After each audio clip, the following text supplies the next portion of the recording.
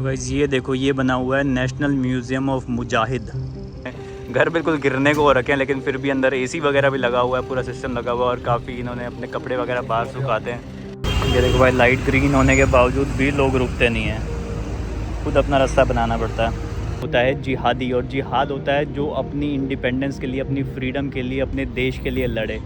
ये देखो, ये एक आ गई है, अभी इसके दरवाजे खुलेंगे तो हम भी इसमें बैठ सकेंगे। इस देश का वीज़ा मैंने बहुत ही मुश्किल से पाया था और सबको ही यहाँ पे बहुत मशक्क़त करनी पड़ती है पहुँचने के लिए। पोर्ट वगैरह भी नज़र आता है और मिलिट्री के शिप्स खड़े हुए हैं। तो ये कस्बा में तंग गलियों में लोकेटेड बाज़ार है, सब्जी वगैरह मिल रही हैं और छोटे बच्चों का भी स्कूल है, तभी यहाँ पे काफ़ी शोर आ रहा है छोटे बच्चों का, और आसपास भी आपको छोटे बच्चे बैठे हुए दिखाई देंगे। झंडा देखो अल्जीरिया कितना बड़ा लगा रखा है भाई। यहाँ पे इस्लामिस्ट आए, ठीक है, उन्होंने सब लोगों को, मोस्टली सब लोगों ने इस्लाम कबूल लिया। मेरे ख्याल से पाकिस्तान का कोई ऐसा संगठन भी है जिसका नाम मुजाहिद है। ये शहर बहुत ही ज़्यादा मिस्टीरियस है, इसके बारे में इंफॉर्मेशन आपको इंटरनेट पे, सोशल मीडिया पे बहुत ही कम मिलेगी। बहुत ही ज़्यादा क्लोज एक ये कंट्री है, इसलिए ओके गाइज़, अभी तक की इस सीरीज़ में आपने देखा कि मैं पहुंचा था अल्जीरिया, एक बहुत ही मिस्टीरियस देश, दुनिया का 10वां सबसे बड़ा देश और अफ्रीका का सबसे बड़ा देश अकॉर्डिंग टू लैंड मास। इस देश का वीज़ा मैंने बहुत ही मुश्किल से पाया था और सबको ही यहाँ पे बहुत मशक्क़त करनी पड़ती है पहुँचने के लिए। नो मैटर आप इंडियन हो या आप फॉरेनर हो या आप यूरोपियन हो या फिर आप इवन आप अगर अमेरिकन भी हो, तब भी आपको यहाँ का वीज़ा पाना बहुत ही मुश्किल होता है। मैं काफ़ी मशक्क़त करके दिल्ली में जो अल्जीरिया की एम्बेसी है वहाँ से मैंने वीज़ा प्राप्त किया और कल यहाँ मैं पहुँचा था अल्जीयर्स, जो कि अल्जीरिया की कैपिटल है। यहाँ पे मैं पहुँचा था।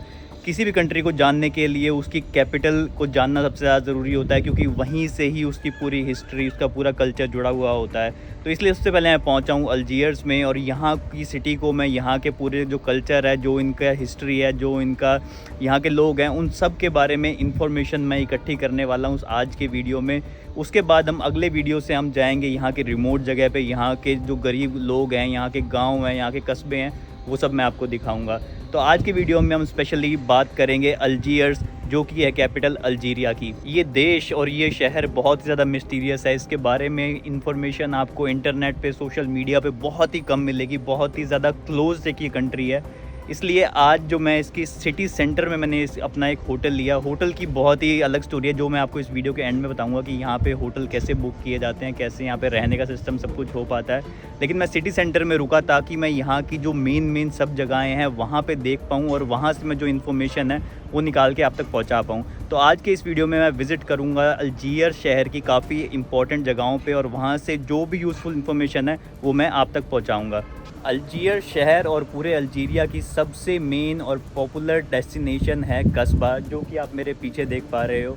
लेकिन एक जगह को जानने से पहले हमारे लिए बहुत इंपॉर्टेंट है कि हम इस कंट्री के रिलीजन डेमोग्राफिक्स को जानें कि यहाँ पे लोग किस रिलीजन को फॉलो करते हैं। अल्जीरिया एक मुस्लिम डोमिनेटेड देश है, जहाँ पे 99% ऑफ द पॉपुलेशन वो मुस्लिम फेथ को फॉलो करती है, और मुस्लिम फेथ में भी 99% में से 99% लोग यहाँ पे सुन्नी मुस्लिम को फॉलो करते हैं। 1% लोग इबादी मुस्लिम, एक मुस्लिम की ही ब्रांच होती है, एक टाइप ऑफ मुस्लिम होता है, उसको फॉलो करते हैं, जो कि काफ़ी अलग हो जाता है सुन्नी या फिर शिया मुस्लिम से। ये लोग साउथ ऑफ अल्जीरिया में रहते हैं, जहाँ पे मैं नेक्स्ट जाने वाला हूँ। वहाँ पे भी हम कोशिश करेंगे इन मुस्लिम लोगों से भी मिल पाएँ। इस्लाम अल्जीरिया में पहुँचा था 7th सेंचुरी में, जिसके बाद यहाँ पे काफ़ी सालों तक ऑटोमन एम्पायर का भी कब्ज़ा रहा। ऑटोमन एम्पायर के बाद यहाँ पे आया फ्रेंच ने यहाँ पे कॉलोनाइज़ किया, और बहुत ही दर्दनाक यहाँ पे कहानी रची है फ्रेंच ने, जिसके बारे में हम बात करेंगे आगे वाले वीडियो में। और उसके बाद फाइनली 1962 में जो यहाँ पे कुछ रेवोल्यूशनरीज़ खड़े हो गए थे अल्जीरिया में, जिन लोगों ने अल्जीरिया को एक इंडिपेंडेंट कंट्री बनाया 1962 में। लास्ट जो इनको आज़ादी मिली वो मिली थी फ्रेंच रूल से। जब हम बात करते हैं कस्बा वर्ड की, तो काफ़ी बार हमारे गांव देहात में भी हम ये वर्ड आपको सुनने को मिलेगा। हम बोलते हैं ना कि गांव कस्बा, तुम्हारा गांव कौन सा है, तुम्हारा कस्बा कौन सा है। तो कस्बा एक काफ़ी पॉपुलर वर्ड है, जो मीनिंग होता है उसका एक नेबरहुड या फिर एक गाँव, एक सेटलमेंट। और ये जो कस्बा है, जो पूरे अल्जीरिया में सबसे पॉपुलर डेस्टिनेशन है, और लोग दुनिया भर से जिनको वीज़ा मिल पाता है वो इस कस्बा को देखने आते हैं। ये यहाँ पे एस्टेब्लिश किया गया था ऑटोमन एम्पायर के रूल में। और इसको वो एज ए यूज़ करते थे, क्योंकि मेरे पीछे अगर आप देखोगे तो यहाँ पे पूरा मेडिटेरियन सी है, और इसको कंट्रोल करने के लिए उस टाइम पे, क्योंकि काफ़ी कॉलोनियल पावर्स आपस में लड़ रही थी, तो उसको कंट्रोल करने के लिए ये कस्बा में एक फोर्ट्रेस बनाई गई थी। ये सारे घरों को एज अ फोर्ट्रेस यूज़ किया जाता था, ताकि यहाँ से पूरी नज़र रखी जा सके मेडिटेरियन सी पे। उसके बाद जब यहाँ पे फ्रेंच लोग आए तो फ्रेंच ने भी इसको as a military point use किया, क्योंकि ये काफ़ी स्ट्रेटजिक पॉइंट है। यहाँ से मिलिट्री को कंट्रोल करना बहुत ही आसान हो जाता है, और पूरे मेडिटेरियन सी को यहाँ से कंट्रोल करना बहुत ही आसान हो जाता है। इस कस्बे की इम्पोर्टेंस यहाँ ख़त्म नहीं होती, क्योंकि ऑटोमन एम्पायर और फ्रेंच रूल के यूज़ करने के बाद जो यहाँ पे रेवोल्यूशनरी गार्ड, जो यहाँ पे लिबरेशन आर्मी खड़ी हुई थी अल्जीरिया को इंडिपेंडेंस दिलाने के लिए, उन्होंने भी इन्हीं गलियों का, इन्हीं फोर्ट्रेस का इस्तेमाल किया ताकि वो इस देश को आज़ादी दिला पाएँ। अब आइए ज़रा चलते हैं इन गलियों में, और आपको मैं बहुत करीब से दिखाता हूँ कि क्या है ये जगह कस्बा और क्या इसकी इम्पोर्टेंस है। इस कस्बा और अल्जीयर्स के सिटी सेंटर में रुका हुआ हूँ, और ये मेरे होटल की छत है, 7वां फ्लोर है ये, और यहाँ से व्यू बहुत ही शानदार आता है। ये देखो पूरा अल्जीयर शहर यहाँ से दिखाई देता है, और ये यहाँ पे इनको बिल्कुल लोकल स्टाइल में, जैसे ज़मीन पे बैठ के गद्दे वगैरह ला के बैठने का सीन होता है, उस हिसाब से यहाँ पे इन्होंने पूरा सेटअप कर रखा है। और यहाँ से व्यू की अगर बात करें तो यहाँ से हमारे को पूरा पोर्ट वगैरह भी नज़र आता है, और मिलिट्री के शिप्स खड़े हुए हैं, और उस साइड पर हमारे को स्पेन भी दिखाई देता है। देख लो भाई, ऐसा है कस्बा पूरा ऐसे मेज़ टाइप से स्ट्रक्चर बना होता है। ऐसी ऐसी गलियाँ, इनके बीच में इनको काटती हुई गलियाँ, ऐसी एक बड़ी सड़क वहाँ से भी जा रही है, एक सड़क ये होगी, एक इसके पैरेलल में और सड़क होगी, और इनको कनेक्ट करती हुई फिर पतली पतली गलियाँ। और ये सारा आर्किटेक्चर आपको दिखाई दे रहा है, ये मिक्स है यहाँ पे फ्रेंच और मूरिश और ऑटोमन एम्पायर का एक प्रॉपर फ्यूजन बना हुआ है यहाँ पे। तो ये कस्बा में तंग गलियों में लोकेटेड बाज़ार है, सब्जी वगैरह मिल रही हैं, और यहाँ पे काफ़ी आपको ऐसे पुरानी आर्किटेक्चर की मॉस्क भी दिखाई देंगी, मस्जिद वगैरह, और बाकी बाज़ार यहाँ पे चारों तरफ फैला हुआ है। और यहाँ पे सब्जियाँ वब्जियाँ, ये वो, फुटबॉल का काफ़ी क्रेज़ है यहाँ पे। यहाँ के लोगों में आपको फ़ुटबॉल का बहुत ही ज़्यादा क्रेज़ दिखाई देगा, और उसका रीज़न कोई अभी ये वेस्टर्नाइजेशन की वजह से नहीं है। इसका ओरिजिन यहाँ पे बनता है क्योंकि ये फ्रेंच से लड़ने के लिए बनाया गया था, कि एक कैसे एक स्पोर्ट, एक खेल को आप एक कॉलोनाइजेशन को ख़त्म करने के लिए यूज़ कर सकते हो। तो जब यहाँ पे फ्रेंच का राज था, तो यहाँ के जो लिबरेशन लोग थे, जो यहाँ पे लिबरेशन के लिए रेवोल्यूशनरी जो लोग थे, जो यहाँ की आज़ादी के लिए करते थे, उन्होंने अपनी टीम बनानी शुरू की और लड़ना शुरू किया। मतलब वो गेम्स खेलने लगे फ्रेंच लोगों के साथ, और ताकि उनको एक स्ट्रेंथ उनके अंदर जाग सके, एक हौसला जाग सके कि हाँ, हम इनको हरा सकते हैं। तो ऐसे करके इस खेल की शुरुआत हुई थी, और उसके बाद ये लोग, जब इनको आज़ादी मिली, आज़ादी के टाइम तक ये तो काफ़ी ज़्यादा फ़ुटबॉल का खेलते रहे। तो ऐसे करके यहाँ के लोगों ने फ़ुटबॉल खेलना सीखा, एक लड़ने का जज्बा सीखा, और उसके बाद इस देश ने मतलब अपना पहला डेब्यू मैच किया था जब ये फीफा में खेलने गए थे, वर्ल्ड कप जो फुटबॉल का होता है, उसमें इन्होंने अपने पहले ही मैच में वेस्ट जर्मनी को बहुत ही तगड़े तरीके से हरा दिया था। तो वो भी इनके लिए काफ़ी बड़ी एक रिकॉर्ड वाली बात थी। हालांकि ये कंट्री कभी भी वर्ल्ड कप नहीं जीत पाई है, लेकिन हर बार ये क्वालिफाई कर जाती है और काफ़ी अच्छा प्रदर्शन दिखाती है। लेकिन एक यहाँ पे अफ्रीका में भी एक वर्ल्ड कप होता है, काइंड ऑफ अफ्रीका का जो कप होता है, वो ये कंट्री 2 बार जीत चुकी है। क्योंकि मैंने आपको बताया कि ये कस्बा पूरा एक फोर्ट्रेस की तरह काम करता था, तो ये एक पूरी पहाड़ी के ऊपर बना हुआ था, जहाँ से पूरे मेडिटेरियन सी का अच्छा नज़ारा आता था। तभी यहाँ पे ऊंचाई पे जाने के लिए ऐसे आपको पतली पतली गलियाँ दिखाई देंगी, ठीक है, और यहाँ पे इस टाइप की सीढ़ियाँ दिखाई देंगी, जहाँ से लोग ऊपर नीचे आया करते थे। और अभी भी इन्हीं रास्तों का इस्तेमाल किया जाता है एक जगह से दूसरी जगह जाने के लिए, ऊपर नीचे होने के लिए।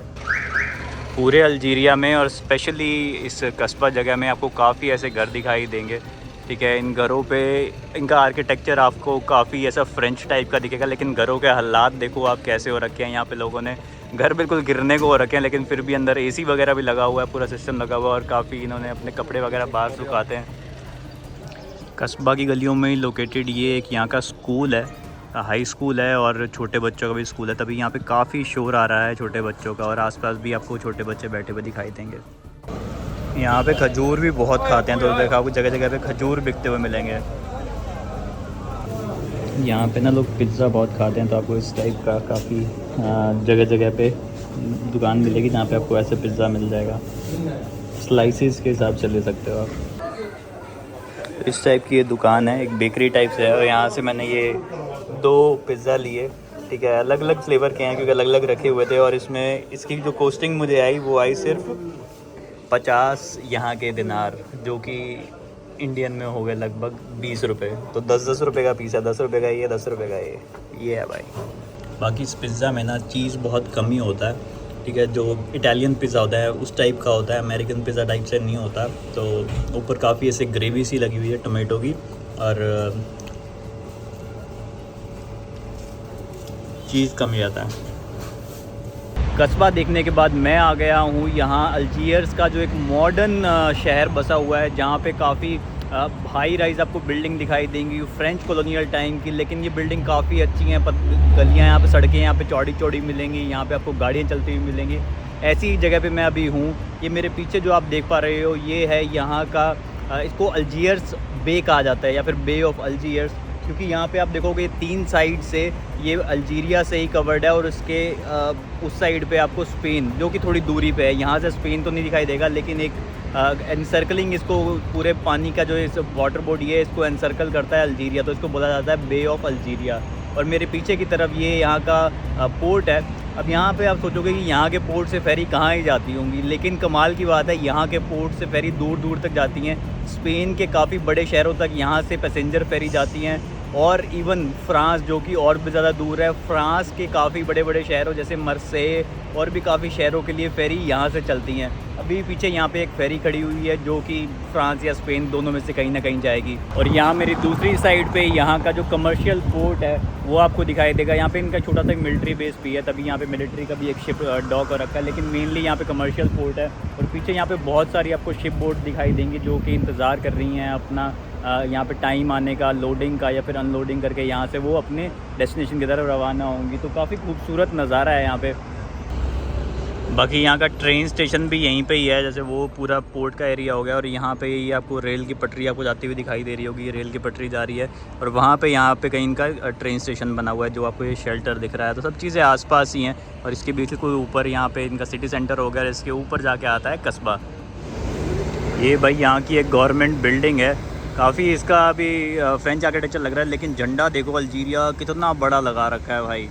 और इसके आमने सामने भी पूरा झंडे सब अल्जीरिया के झंडे लगा रखे हैं। और ये लोकेटेड है बिल्कुल ही ये जो पैसेंजर टर्मिनल है उसके सामने ही। ये भी यहाँ के सेंटर का एरिया है। यहाँ पे देखो लाइट्स तो खूब लगी हुई हैं पेडेस्ट्रियन लोगों के लिए, लेकिन इसकी ध्यान कोई नहीं रखता भाई। गाड़ियों वाले आते हैं एकदम से ऊपर चढ़ाने को हो जाते हैं। यहाँ पे देखो भी लोग वेट कर रहे हैं, पैदल चलने वाले लोग फिर भी वेट करते हैं, लेकिन जो गाड़ी चलाने वाले हैं वो नहीं करते भाई। बहुत ही गंदा हाल मच जाता है। ये देखो भाई लाइट ग्रीन होने के बावजूद भी लोग रुकते नहीं हैं, खुद अपना रास्ता बनाना पड़ता है। ये देखो लाइट ग्रीन है पर लोग घुसे जा रहे हैं। ये मेरे पीछे है आइकॉनिक पोस्ट ऑफिस, इसको बोलते हैं ग्रैंडे पोस्टे अल्जीर।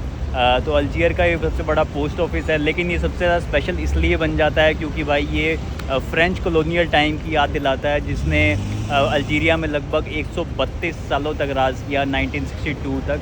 और काफ़ी आइकॉनिक बिल्डिंग है। और इसके अगर आसपास भी आप सारी बिल्डिंगें देखोगे तो सब में आपको बहुत ज़्यादा फ्रेंच आर्किटेक्चर देखने को मिलेगा। और मतलब घरों का स्टाइल सब कुछ वही है, लोगों का। हालांकि यहाँ की लैंग्वेज भी काफ़ी हद तक फ्रेंच है, मतलब यहाँ पे मोस्टली लोग फ्रेंच बोलर समझ लेते हैं, बाकी काफ़ी लोग यहाँ पे अरेबिक भी बोलते हैं। और काफ़ी लोग यहाँ पे बर्बर होती है, जो बर्बर जो यहाँ के लोगों की नेटिव लैंग्वेज थी। आगे हम बात करेंगे इन बर्बर लोगों की भी, लेकिन अभी हम बात करें आर्किटेक्चर की, तो इस पूरे शहर का आर्किटेक्चर भाई फ्रेंच ही है। आपको जान के हैरानी होगी कि अल्जीरिया नॉर्थ अफ्रीका का पहला और पूरे अफ्रीकन कॉन्टिनेंट का दूसरा ऐसा देश बना था जिसने अपने देश में मेट्रो की सर्विस लेके आई थी। जी हाँ, अल्जीयर्स में एक मेट्रो लाइन चलती है, लगभग 19 किलोमीटर की ये मेट्रो लाइन है। एक ही लाइन है और उस पर 18 स्टेशन है, और इसको बोलते हैं अल्जीयर्स मेट्रो।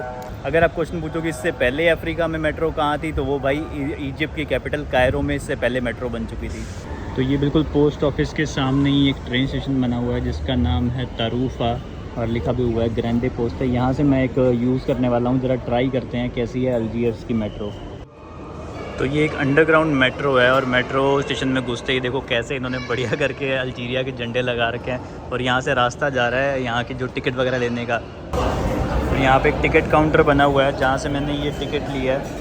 यहाँ पे टिकट की कॉस्टिंग आती है 50 दिनार, ये देखो लिखा हुआ है 50 DSD। और हर सभी स्टेशन पे जाने के लिए टिकट प्राइस फिक्स रहता है।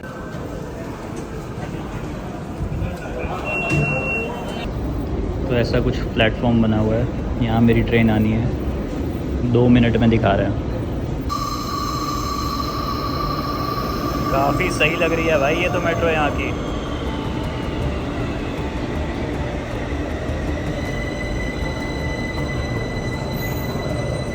अच्छा, अल्जीयर्स में पब्लिक ट्रांसपोर्टेशन मेट्रो से तो होती ही है, साथ ही में यहाँ पे एक अलग मोड ऑफ ट्रांसपोर्टेशन चलता है। यहाँ पे चलती हैं केबल कार। ये मेरे पीछे की तरफ आप केबल कार देख पा रहे हो। ये सिर्फ एक जगह नहीं, यहाँ पूरे अल्जीयर्स में काफ़ी सारे ऐसे स्टेशन बने हुए हैं जहाँ से आप ये ट्रांसपोर्टेशन ले सकते हो।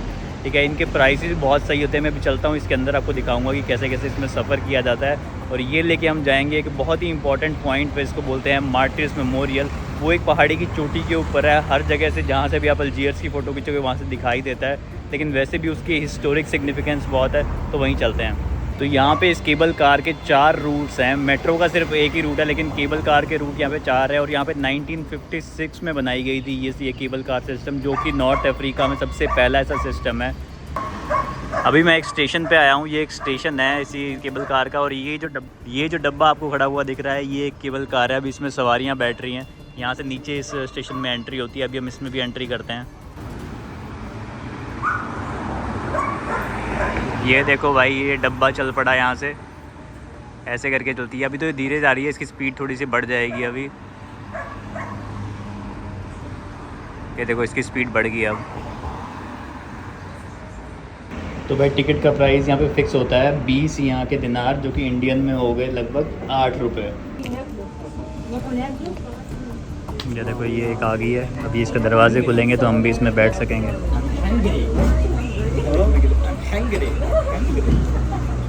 चलो भाई, दरवाज़ा खुल गया। टिकट चेकर भी है। काफ़ी छोटी सी केबल कार की राइड थी, लगभग 40 सेकंड या 1 मिनट तक हुई होगी। ठीक है, खिड़कियाँ थोड़ी सी धुंधली हुई होती हैं, नज़ारा कुछ इतना दिखाई नहीं देता। वैसे यहाँ की मतलब पहाड़ी के ऊपर से नज़ारा काफ़ी अच्छा आता है। ये 8 रुपये की केबल कार मैं पहुँचा हूँ इस जगह के लिए। इस जगह को कहते हैं मार्टिर्स मेमोरियल।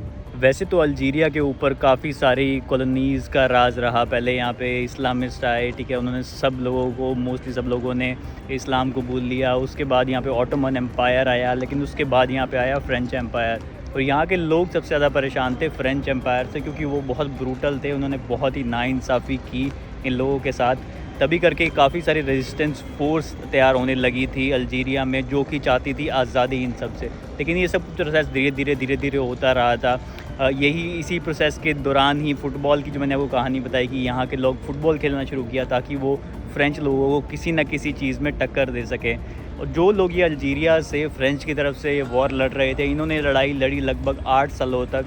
1954 से 1962 तक एक बहुत बड़ा रेवोल्यूशन हुआ था अल्जीरिया में, बहुत बड़ा काइंड ऑफ वॉर हुआ था, जिसके बाद 1962 में अल्जीरिया को फाइनली फ्रेंच से आज़ादी मिली और एक इंडिपेंडेंट कंट्री बन के निकला था।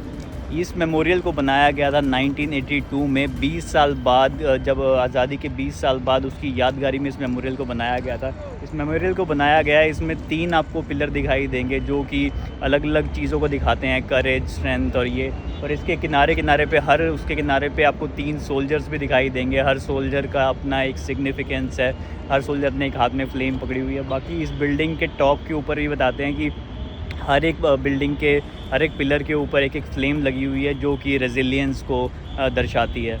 बाकी इस मोन्यूमेंट की ऊंचाई है 109 मीटर्स। अब फ्रेंच से तो आज़ादी मिल गई थी, लेकिन आपस में जो इन कंट्री में पॉलिटिक्स थी वो भी यहाँ पे काफ़ी स्टेबल नहीं रह पाई है। इसी वजह से यहाँ पे अक्सर काफ़ी ज़्यादा सिविल वॉर भी देखने को मिले हैं। अभी रिसेंटली भी यहाँ पे एक सिविल वॉर हुआ था, आई थिंक 1990s के टाइम पे यहाँ पे एक बहुत बड़ा सिविल वॉर हुआ था, जिसकी वजह से अल्जीरिया काफ़ी ज़्यादा न्यूज़ में भी रहा था।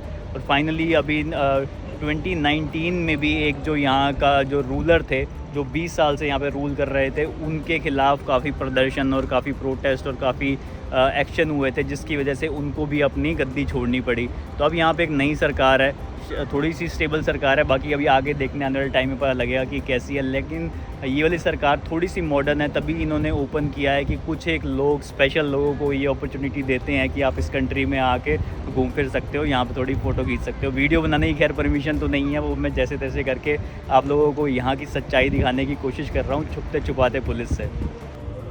यहाँ पे ये जो स्कूटर होते हैं, इलेक्ट्रिक स्कूटर, इनका चाल चलन काफ़ी नया है। यूरोप में और काफ़ी विकसित देशों में तो काफ़ी ज़्यादा ये स्कूटर आपको नॉर्मली भी दिखेंगे, लोग ऑफिस जाने के लिए भी यूज़ करते हैं। लेकिन यहाँ पे लोग खाली ऐसे टूरिस्ट जगह पे एक जगह से दूसरी जगह घूमने के लिए इसको रेंट पे लेते हैं कुछ घंटे के लिए और यहाँ पे घुमाते हैं। ये मेमोरियल के नीचे देखो भाई कैसे ये बदमाश बिठा रखे हैं, एक चांदी का और एक सोने का बदमाश। गाइस ये देखो, ये बना हुआ है नेशनल म्यूज़ियम ऑफ मुजाहिद। तो हम इंडियंस जब भी मुजाहिद वर्ड का नाम सुनते हैं हमारे मन में आतंकवाद याद आता है हमारे को, क्योंकि हम अपनी फ़िल्मों में और हर जगह पे यही सुनते आए हैं। और शायद कोई मेरे ख्याल से पाकिस्तान का कोई ऐसा संगठन भी है जिसका नाम मुजाहिद है, मुझे नहीं पता पाकिस्तान का है अफ़गानिस्तान का है, लेकिन ये अक्षर से मैं जब भी सुनता हूँ मुझे यही ख्याल आता है। लेकिन असल में मुजाहिद का मतलब होता है जिहादी, और जिहाद होता है जो अपनी इंडिपेंडेंस के लिए, अपनी फ्रीडम के लिए, अपने देश के लिए लड़े। तो वो हर कोई टेररिस्ट नहीं होता। काफ़ी लोग जो अच्छे काम के लिए अपने देश को इंडिपेंडेंस दिलाना चाहते हैं, अपने देश को खुशियाँ दिलाना चाहते हैं, उन लोगों को भी जिहादी या फिर मुजाहिदीन कहा जाता है। तो यहाँ पे जो ये मेमोरियल बना हुआ है, यहाँ पे जो लोग अल्जीरियन लोग थे जिन्होंने आज़ादी दिलवाई अल्जीरिया को फ्रेंच कॉलोनाइजेशन से, उनकी याद में ये म्यूज़ियम बनाया गया है, उनको यहाँ पे कहा जाता है मुजाहिद। इस होटल का नाम है होटल अफ्रीक, और इसको मैंने बुक तो नहीं कर पाया क्योंकि अगर मैं बुक कर रहा था तो ये बहुत महंगा दिखा रहा था, मतलब 40 यूरो का दिखाता है ऑनलाइन। और लेकिन जब मैंने यहाँ पे आके जो करेंसी मैंने एक्सचेंज कराई, मैंने पिछले वीडियो में आपको दिखाया था कि मैंने यहाँ पे जो ब्लैक मार्केट होती है वहाँ पे करेंसी एक्सचेंज कराई थी, तो उसके हिसाब से मेरे को ये पड़ा 5000 यहाँ के दिनार का, जो कि यूरोज़ में इसमें हम बात करेंगे तो यूरो यहाँ पे 20 यूरो हो जाते हैं। जबकि मैं अगर इसको ऑनलाइन बुक कराता तो जो बैंक का करेंसी रेट है वो चलता है, और तब मेरे को ये पड़ रहा था 40 यूरो का। तो 20 यूरो में मेरे को सिंगल बेड का रूम मिला हुआ है, जिसमें मेरे को साथ में ब्रेकफास्ट भी मिलता है। ये यहाँ के लिए बेस्ट प्राइस है, इससे सस्ता आपको, और मतलब एक क्लीन होटल है। मिलने को आपको सस्ते गंदे होटल मिल जाएंगे, लेकिन उनमें बेड बग्स और बहुत मतलब रहने की कंडीशन नहीं होती। तो सस्ते से सस्ते में आपको ऐसा होटल मिल सकता है, लगभग 20 यूरो, इंडिया के लगा लो 1800 रुपये में।